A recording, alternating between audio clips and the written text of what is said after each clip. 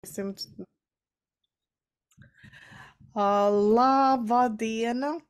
Šajā laikā, kad ir īstenībā ļoti tuvu abas pasaules, šī pasaule un viņa pasaule, un ir veļu laiks, man ir brīnišķīga tikšanās ar Aju Būmeisteri, ar ekstrasensi, ar dziednieci, ar cilvēku, kas vada arī rituālus, un tajā skaitā rituāli, kuri nav tik ļoti ierasti šodienā, bet tieši par to, un tieši tāpēc es vēlētos, lai Aija mums pastāsta. Sveiki, Aiņa! Pastāst par šiem rituāliem, lūdzu. Jā, sveiki, Aiņa. um, jā, man ir cilvēki uzrunājuši novadīt uguns rituālu pirms cilvēka kremēšanas. Tas tuvais laiks, kad cilvēki tuvāk sajūt dvēselītes, vairāk sajūt dzimtu, vairāk sajūt dabu, un kad cilvēki atgriežas atpakaļ pie sevis, pie īstām vērtībām. Un reiz man radinieci uzrunāja, vai es varētu mūsu paziņu izvadīt ar ugunsrituālu viņas dzimtās mājās, un par cik viņu kremēs, viņa arī diezgan jauna aizgāja projām. Es mazliet apmulsu, un tad padomāju, teicu, kāpēc gan ne. Ja jau sarunāts, kad no abedīšanas biroja sargs tiek atvests uz mājām.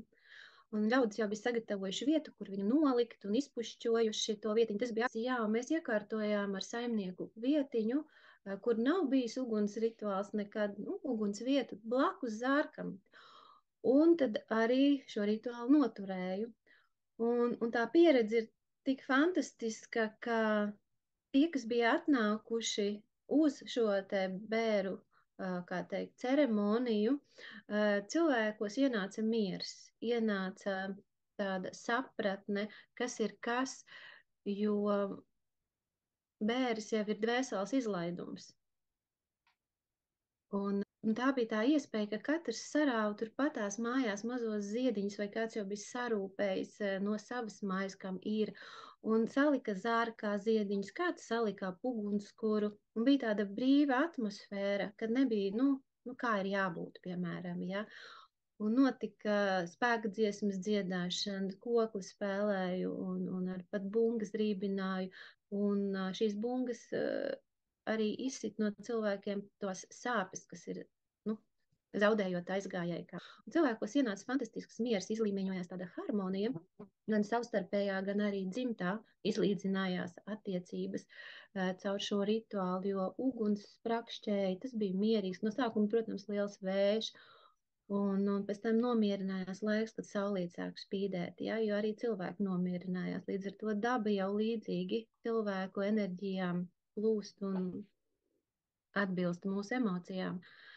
Tā kā vējš sākumā izpūta visas lietiņas, kas bija sastāvējušās cilvēkos, arī mājā, un arī saimnieks pats, kas bija dzīvojis ar šo sievieti, viņā arī ienāca lielāka sapratne, mīlestība pret savu sievu. Un tad es ļāvu arī tur cilvēkiem izteikties par kādām atmiņām, jo bieži kapos kautrējas kāds iet priekšā un teikt kaut ko. Vai šeit katrs varēja pateikt, ko viņš atcerējās par šo cilvēku. Un fantastiskākā man palika atmiņā, kad saimnieks man iedunkāja pēc tam ar elkonu teica, tu redzi šīs takas šeit? Es pastos, jā, tāds iemīts takas ir. Šak, jā, tās visas saimniec iemin ar savām kājiņām šeit dipinot. Zini, visiem iestājās tāds siltums sirdī un mīlestība pret visu. Tad man tās tīri tehnisks jautājums. Šis te uguns rituāls, viņš ir tā kā pēc klasiskā uguns rituāla parauga ar ziedojumiem. Taisīgi praktiski, jā, kā klasisko. Noteikti pirmā dziesma ir par garo pupu, kad mūsu dvēselē debesīs satikties ar dieviņu, ar dzimtu, lai katrs savienotos apzināti ar savu dzimtu, lai tā būtu līdzās. Bet noteikti pašās beigās ir graudiņu mešana, un te, kad otro reizi tagad, kad taisījām šādu te pašu rituālu, tad jauns puika bija aizgājis mūžībā. Un katrs kaut ko novēlēja viņam, katrs viņam kaut ko pateica kā ceļa vārdus. Un tas bija tik spēcinoši un tik skaisti, un reti, kurš nevarēja neko pateikt, cik ļoti raudāja, ja? Un tas atkal spēcināja mājās palicējus, spēcināja ģimeni, spēcināja viens otru. Un, nu, tas iedod mieru beigās. Pilnīgi, pilnīgi visiem iedod mieru. Un visi ir tādā mieriņā un sapratnē. Jūs arī pa vidam par cilvēku attiecībām, par dzimtu būšanu, par kāpēc tad nu var aiziet, kāpēc neaiziet. Arī redz šīs dvēselītes, kur viņas tajā brīdī atrodas. Līdzās viņas vienmēr ir. Vai viņi turpat stāv virs uguns, vai viņi stāv pie uz zārka sēž un kājas šūpina, ja teiksim tā, vai viņi ir, kur turpatās kaut kur lidinās. Un pastāstu par cilvēku to saskarsmi ar dvēseli. Dvēseli noteikti katru tur apsteigā riņķī un katru samīļo, katram kaut ko bez mazīčuks vai ausī. Un to tik skaisti ir redzēt, un cilvēki pat noreaģē, kaut gan viņiem liekas, ka tas varbūt tas tā nav. Un es viņiem stāstīju, ja jums liekas, ka tas neliekās, ka tas ir pa īstam, vai ne? Iedrošinu viņus just, dzirdēt un redzēt neredzamo pasauli. Kas mums tā liekas, ka viņi neredzam, vai ne? Jo visiem jau ir šīs sajūtas un ir šī spēja redzēt.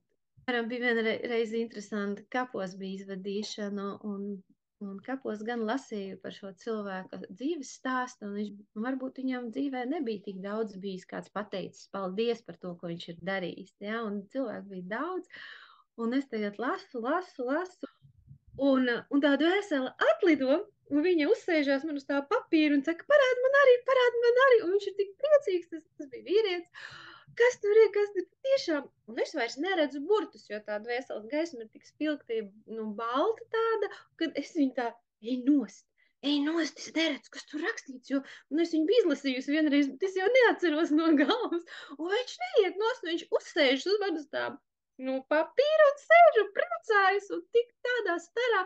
Un es tā uzmanīgi, nu, lai cita nedomāju, ka es esmu arī, nu, ko es te plātos, tik interesants. Viņam saka, ej nost. Un viņš neiet nost. Beigās viņš tagad aizlido un skrien pie tiem cilvēkiem. Jūs redzat, jūs dzirdēt.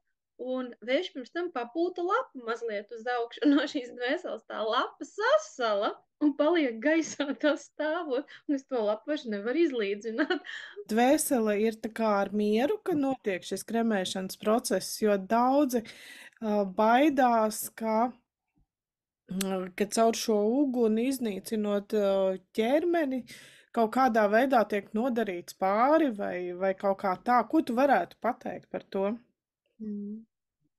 Nu, man arī ir bijušas šādas pārdomas, vai es tā gribētu, vai es negribētu tā. Nu, jo es bērnībā dzīvoju pie kapiem.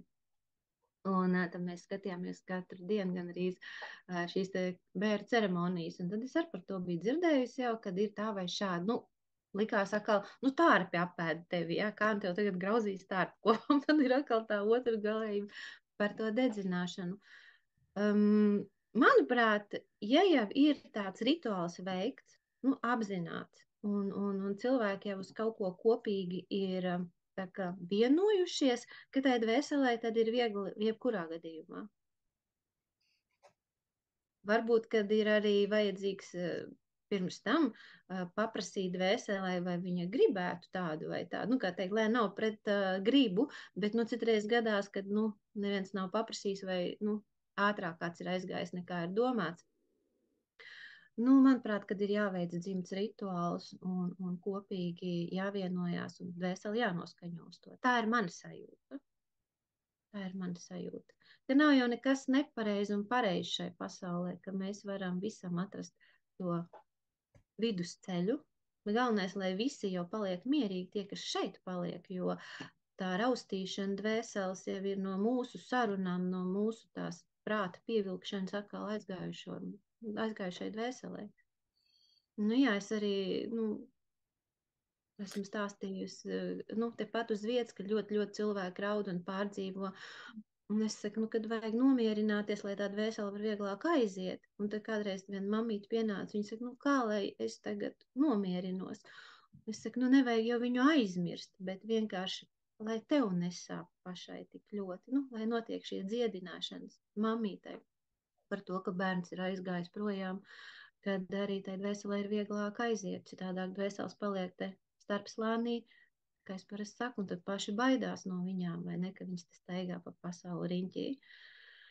Nu jā, kad ir ļoti slimi cilvēki bijuši, cik tās dvēseles ir brīvas, vieglas, viņām jau ir cita saprašana. Un tie, kas ir bijuši ļoti slimi un noguruši no dzīves, viņi praktiski vairs nav. Viņi uz mirkli parādās, tad, kad viņus jau liek bedrē, un viņi vairs tur nav. Viņi žuks pazūd. Viņi vairs negrib šeit būt vispār. Var teikt, nekāda sakara vairs nav. Jā. Kā tu domā, dvēsele zina, ka viņa nāks atkal un atkal un atkal citos ķermeņos, citās dzīvēs? Jā, zinu. Bet ir jau katrai dvēselē jau tas uzdevums kaut kad beigt šeit nākt uz zemes. Kāds var izprasīties. Es arī uz šo zemi šajā reizē izprasījos, ka es gribu vēlreiz atnākt uz viņu. Un man prāt, ka es vairs nenākšu uz viņu. Šī pēdējā manas dzīves iemiesojums kā cilvēkam. Bet, varbūt kaut kādi apstākļi sagrozās, un es gribēšu atkal atnākt, vai ne? Un tā jau jebkuram ir jaunāks dvēseles, ir vecāks dvēseles, un katrai dvēselē savus uzdevumus, savus ceļus ir šeit, vai ne? Un tad vai nu tu esi viņu izpildījis vai nē. Es esmu bijusi kapličā, ja, ka tā dvēsele jau visus sagaida pie kapličas stāv un bezmaz tā, māja ar galvu. Labdien, labdien, arī tu esi atnācis. Un viņa ir klātesoša. Un viņai ir tāds tā kā miers, tāds pilnība tai dvēselē. Viņai ir pilnīga pilnība. Es neredzu tur nevienu caurumu vai kaut kādu nožēlu vai kaut ko. Tas ir tā kā Dievs tev slikti iet, bet viņš tev apžēlo. Tā nomierina tev. Rītīgi tāda arī sajūta ir. Nevis tas cilvēciskais, kad es tevi apžēloju, bet man pašam ir žēl tevis. Ja? Tāds, bet tur ir tāda rītīga, pilnīga miera, harmonijas, veseluma sajūta. Tā kā es viņas redzu. Jā, viņas staro, viņas ar tādu pilnu jaudu ir. Protams, ka katrai dvēselē aizejot, ir šī saruna ar augstāko par to, kā tev ir gājis, kāds tu esi bijis, vai tu esi kalpojis no sirds, vai tu neesi kalpojis šai pasaulē, spīdējis no sirds, ja, vai tu esi darījis kaut kādas tumsas darbus. Jā, tas noteikti ir, un tad arī dvēsele atjaunojas, un dvēselē tiek dot restarts un pārdomas, ko tu esi kļūdījies vai neesi kļūdījies, bet tas ir augstākos līmeņos. Kā tu pati kontaktē? Tev noteikti ir arī cilvēki jau aizgājušie, un kā tu veido šīs attiecības ar viņiem? Man senči nāk sapnī, jā, jo es arī caur sapņiem daudz ko redzu, kas notiek dzīvē, pasaulē, kas notiek un visādas lietas. Un tad arī viņi atnāk, mani stiprina, kas mani apskauj. Bet noteikti es arī veicu uguns rituāls, kā saka, veļu laika, kas ir, un tad kopīgi, kas mēs esam tajā rituālā, tad arī piesaucam visas dzimtas, ļaudis, kas ir aizgājuši, un noliekam vai ziedus ziedojumā, vai kādu ēdienu, tā kā to senči darīja. Jā, svecīti noteikti noliekam. Un mazliet padziedam, pārunājamies, pasakam paldies par visu pieredzi, kas ir bijusi. Jā, un tad mēs atkal atgriežamies pie tā svētā ugunskura. Tā. Es esmu arī gatavojusi ģimenēm dzimtas tādus rituālus, kur savācās, kā teikt, dzimta kopā, cik var tajā dienā tikt, un tad atkal godinam viņu aizgājušos arī.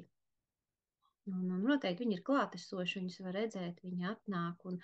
Un pat nevienmēr tas ir bijis arī tieši kā šajā veļu laikā. Pavasarī arī ir, kad vēl ir tāda miglaināks tas pārējais laiks uz pavasari, tad arī var sajust šīs dvēseles, cik viņas ir tuvu vēl. Nav tikai tagad uz ziemu, kad nāk. Bet tad, kad vajag, tad vienkārši var satikties ar viņu. Jo arī savās konsultācijas sesijās es ļoti bieži ļauju cilvēkiem satikties ar aizgājušiem, vai tā ir mamma, vai tēvs, vai kāda tuvie vīrs vai sieva, kas ir aizgājusi, un viņus satiek un iestājas miers. Un tas ir ļoti svarīgi nevis tikai skumt un skumjā dzīvot. Jā. Tad mēs atkal varam radīt kaut ko skaistu tālāk.